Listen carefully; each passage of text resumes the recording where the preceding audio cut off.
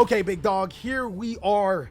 You guys heard me say that Scareclaw is one of the best decks in Master Duel, and now it's time to see how powerful this Yu-Gi-Oh strategy is. This time around, we got Dadu playing Scareclaw, or playing Vanquish, so he's playing against Scareclaw, and he's playing one of the most dangerous cards in Master Duel right now. Now, personally, I don't like playing junk cards like this, but the Vanquish Soul strategy is built on being able to reveal different attributes in the hand to gain significant effects. I made an entire video explaining everything you need to know about Vanquish Soul, so go ahead and check that out.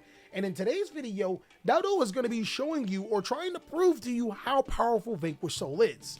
Of course, this is a rated replay, guys, and Dudu has 2 replays to send us. If you guys want to see your video potentially on this channel, go ahead and catch us on stream, which is Monday, Tuesday, Thursday, Friday, sometimes Sunday at 11 a.m. Pacific Standard Time on Twitch, or you can go ahead and follow the rules down below in the comment section and description. So we're going first with a pretty decent hand. We're going to start off by normal summoning Razin. Our opponent uses infinite impermanence. Typically, we can punish this if we have a card to help dodge it, but this time we don't.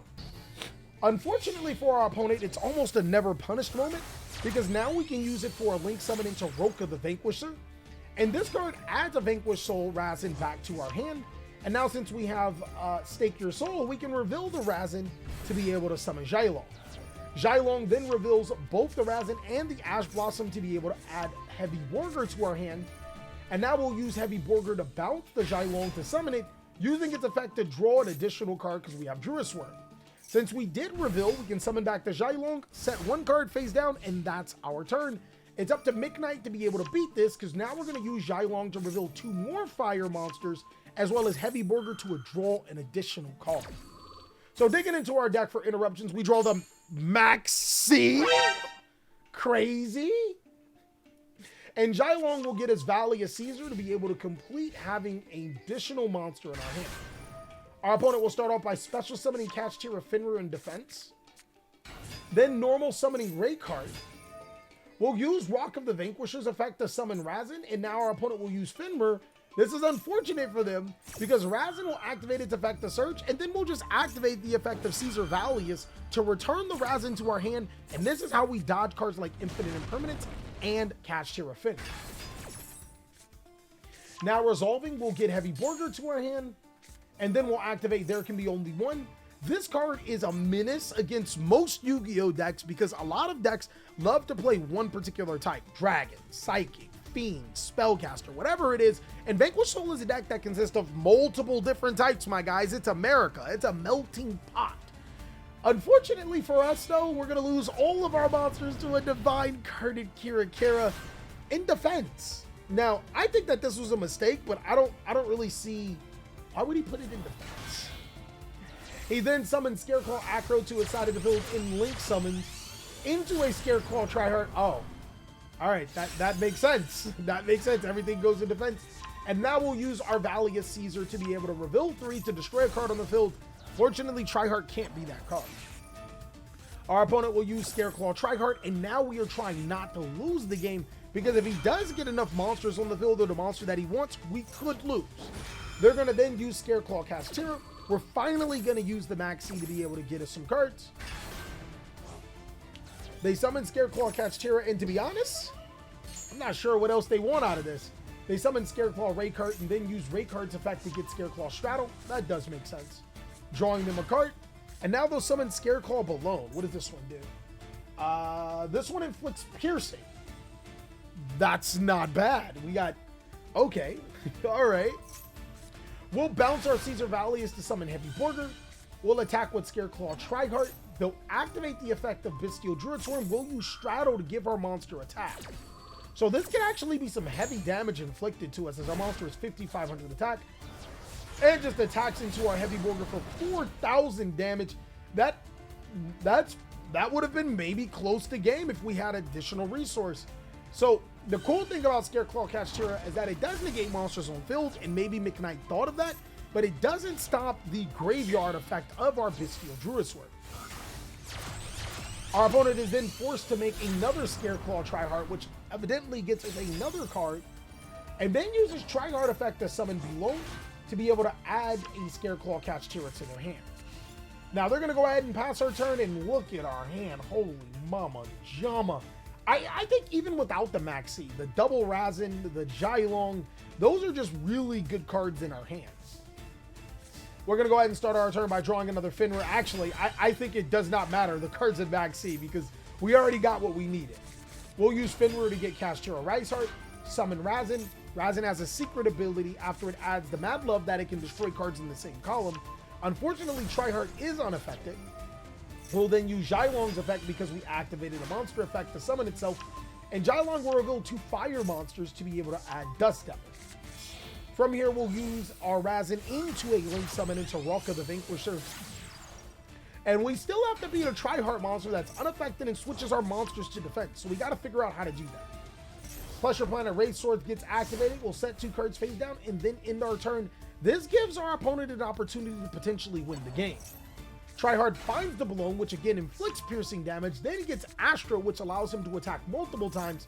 We'll use Finra to be able to banish the monster. And now since they got out of the way, Scareclaw Catch Tira and Astra, as well as a Rake Phobia, hits the field. That's going to force us to use our best card, our secret card now. Vanquish Soul Dust Devil is crazy. Not only does it reveal up to 3 attributes, we get to gain the effects of burning our opponent, making our monsters unaffected, and destroying all non-Vanquish Soul monsters on the field.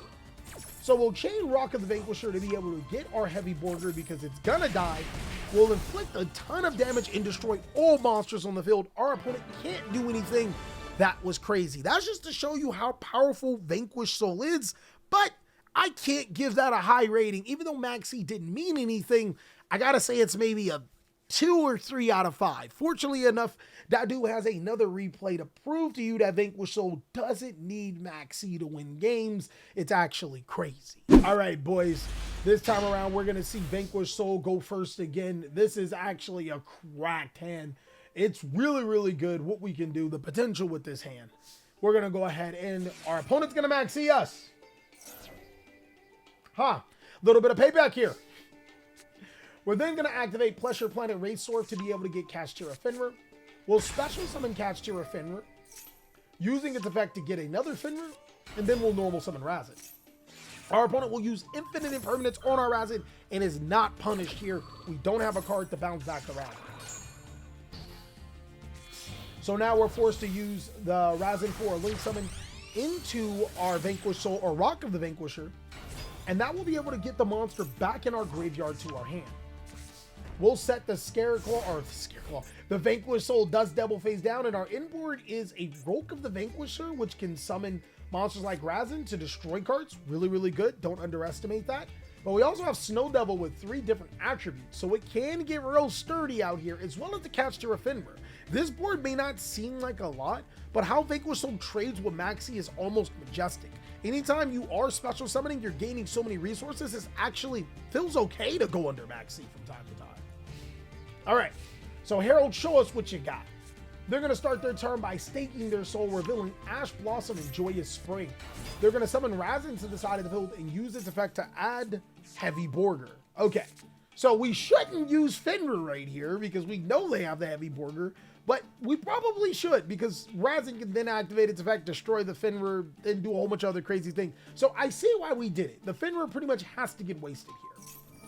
They'll chain the effect of their Razin to be able to destroy the Finra, so maybe they don't care. But now they're going to use the effect of Heavy Borger, and there's a plot twist about this. Monsters like Razin and Panthera, the Vanquish Soul Earth monster, have to be on the field in order to destroy the card, because they destroy the card in their column. They'll then use Heavy Borger to be able to draw a card, normal summon Mad Love to be able to get Vanquish Soul Continue, and now activate Vanquish Soul Caesar to summon this card to itself to the side of the field. Normally in a Vanquish Soul mirror match, this card can be devastating. They'll use the effect of Caesar, revealing Maxi again in their hand, Razin, and Mad Love. Not looking good for us. We're going to chain Vanquish Soul Snow Devil, revealing Razin, Finra, and Mad Love. Our opponent's then going to go ahead and chain Maxi. They'll be able to draw an additional card. And we're going to use Roke of the Vanquisher to special summon. Okay. We'll summon Razin to our side of the field. Snow Devil will destroy all monsters, not our Vanquish Soul. And then they'll destroy our field spell. So, in this particular instance, they couldn't destroy our Razin because our Snow Devil protected us. But even more importantly, we were able to dodge Maxi by using Rope to special summon instead of our Vanquish Soul Snow Devil. So really smart play. We activate Razin and our opponent responds with Ash Blossom. This is going to be pretty bad for us. But as long as they don't have a Panthera, we're good. Oh, they have a Vanquish Soul Continue. They'll use Continue to summon Vanquish Soul Valius. Link off the Valius into a Rock of the Vanquisher, and they're still in the game, guys. Rock of the Vanquisher allows them to special summon Razin, but they summon it in the wrong zone. That means our Razin will reveal Rise Heart and Mad Love to be able to destroy their monster. They are kind of out of options here. We're going to go ahead and draw for turn. We can make quick work out of life points here. We're going to use the Razin for a Link Summon into a Rock of the Vanquisher. Our opponent will then use their Rock. We'll use our Rock in response. Our Rock will add Razin back to their hand.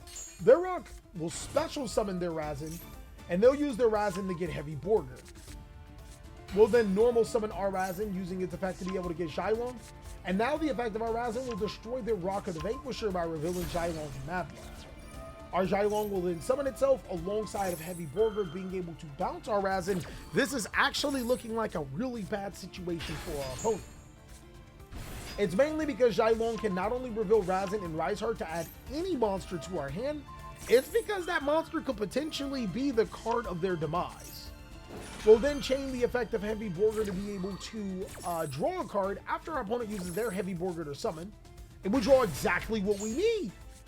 Xylong adds a Caesar Valius. We'll use the effect to be able to bounce the Heavy Borger. Our opponent will use Heavy Borger. They're trying to draw cards, and allow me to explain why this is devastating. We'll go ahead and bounce to be able to summon the Caesar Valius. And Valius will use its effect to reveal 3 to destroy a card on the field. By Borger, we're going to inflict 5,400 damage to our opponent. The game is already on the wall, guys. And it's kind of crazy how wild this deck is. Once it gets you to a certain life point threshold, you don't win. Our opponent has one chance to make this right. We'll use the effect of Xylong, revealing 2 fire monsters to get a Dust Devil, just because in case they have something.